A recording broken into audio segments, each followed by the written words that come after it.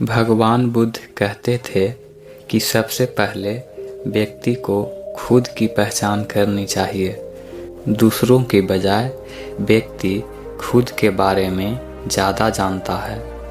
उनका मत था कि बुराई से घृणा करो, बुरे व्यक्ति से नहीं। एक बार की बात है, किसी गांव के पास बहती नदी के किनारे बुद्ध बैठे थे। किनारे पर पत्थरों की भरमार थी, पर छोटी सी वह नदी अपनी तरल धारा के कारण आगे बढ़ती ही जा रही थी।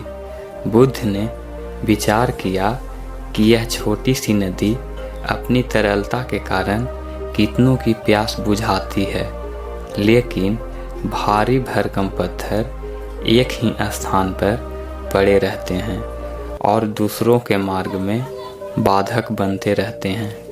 इस घटना की सीख यह है कि दूसरों के रास्ते में रोड़े अटकाने वाले खुद कभी आगे नहीं बढ़ पाते, परंतु जो दूसरों को सद्भाव और स्नेह देता है वह स्वयं भी आगे बढ़ जाता है।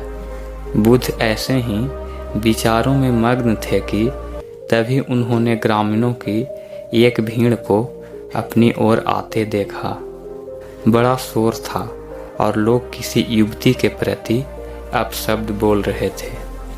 बुद्ध ने देखा कि लोग एक युवती को घसीटकर ला रहे थे और उसको गाली भी दे रहे थे।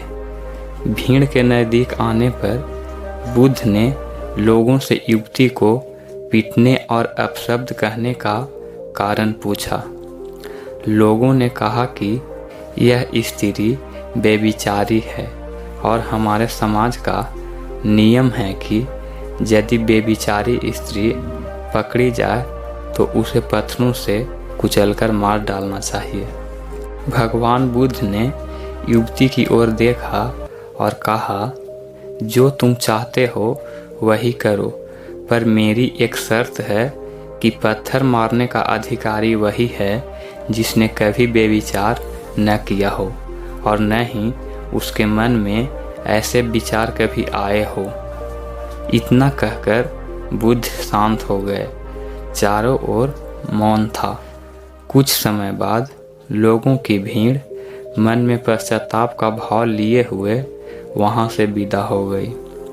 दोस्तों, इस घटना से यही सत्य उभरता है कि हम खुद अपने प्रति न्याय कर सकते हैं, दूसरों के प्रति नहीं, क्योंकि हमारी जानकारी दूसरों के विषय में अधूरी होती है। यदि हम किसी के प्रति न्याय करना चाहते हैं तो उसे ऐसा प्यार और स्नेह मिलना चाहिए कि खुद ही अपने दोषों को स्वीकार कर ले और उन्हें पुनः न दोहराने का व्रत ले।